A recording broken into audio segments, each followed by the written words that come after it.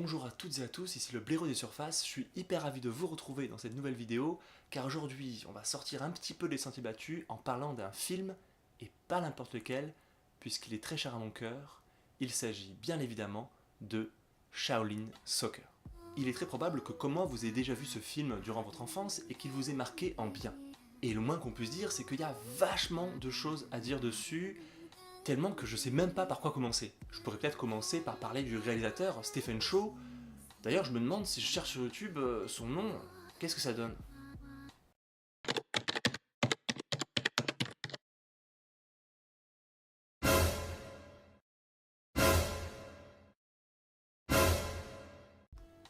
Non mais c'est dégueulasse, mais qu'est-ce que ça fait sur YouTube ça? Non mais franchement. Bon, parlons plutôt du casting. Voyons voir ce qu'ils sont devenus depuis tout ce temps. C'était une bonne bande de potes donc.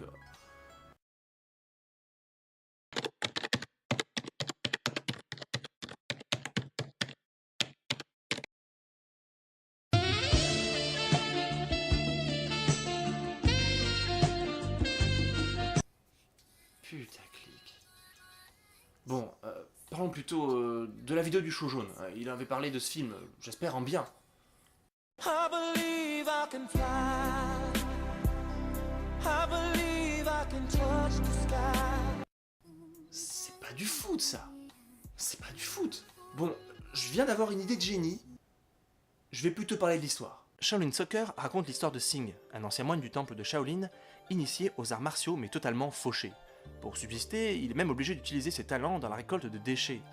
Il n'a qu'un rêve, celui de faire la promotion du kung-fu dans la société chinoise, car il est persuadé qu'il serait d'une grande utilité dans la vie de tous les jours.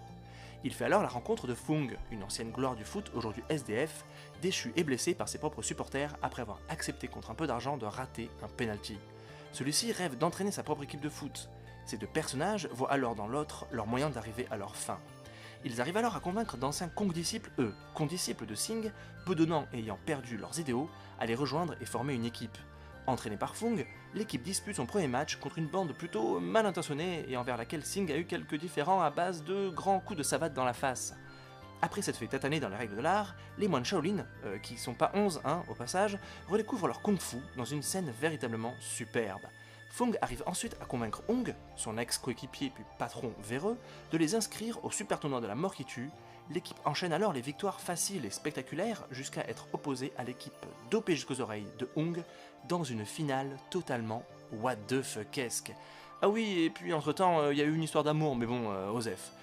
Et je n'en montrerai pas plus, parce que ça serait gâché que de vous raconter toute la finale en détail, et puis franchement, go voir ce film si c'est pas déjà fait, c'est vraiment trop bien. Sorti en 2001, Shaolin Soccer a disposé d'un budget confortable de 10 millions de dollars, c'est quand même pas mal, et a récolté la note de 7,1 sur 10 sur le site Rotten Tomatoes, ce qui est vraiment correct. Il est le plus gros succès de tous les temps de Hong Kong à l'époque, avec 7,7 millions de dollars, et 42 millions de dollars à l'international. En France, c'est plutôt correct, avec 660 000 entrées. C'est d'ailleurs sûrement le succès préalable du film Tigre et Dragon qui a permis l'arrivée en Europe et en France de ce film. En parlant d'Europe justement, la version européenne a été coupée par le distributeur Miramax.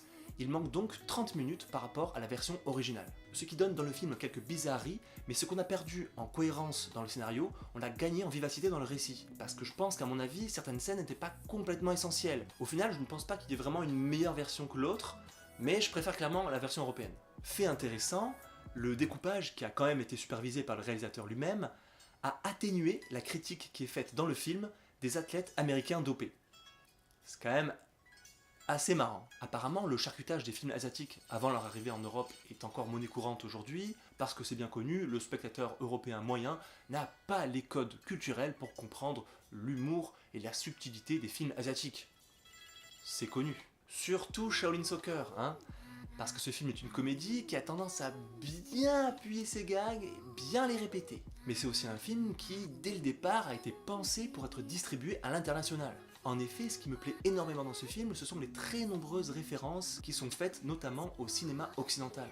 Citons pêle-mêle les westerns, Jurassic Park, Thriller de Michael Jackson, Volte-Face, Bollywood, Matrix, Il faut sauver le soldat Ryan, Olivier Tom bien sûr. D'ailleurs, le gardien de but fait une référence à Bruce Lee, que le réalisateur adorait, dans le film Vivre ou mourir.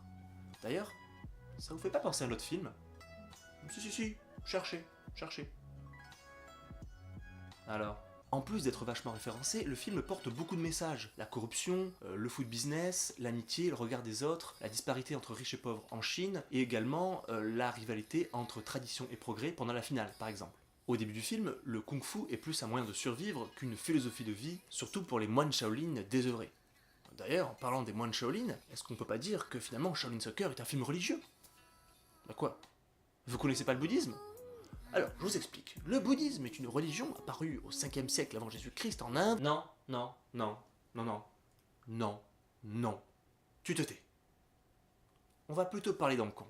Littéralement port parfumé, Hong Kong est une ancienne colonie britannique rétrocédée en 1997 à la Chine. C'est un ensemble de petites îles et de terres sur lesquelles vivent plus de 7 millions d'habitants et qui disposent d'un statut administratif particulier. La ville n'a pas son indépendance sur les questions de défense et de diplomatie, mais a sa propre monnaie, son propre système politique, juridique, législatif, etc. Sur le plan politique, sans rentrer dans les détails, ce n'est pas vraiment une démocratie car le système est contrôlé à distance par la Chine, mais il y a une vraie volonté indépendantiste depuis quelques années qui ne fait pas encore tout à fait l'unanimité. C'est quand même la 4e place financière mondiale, un petit paradis fiscal et également la ville la plus chère du monde.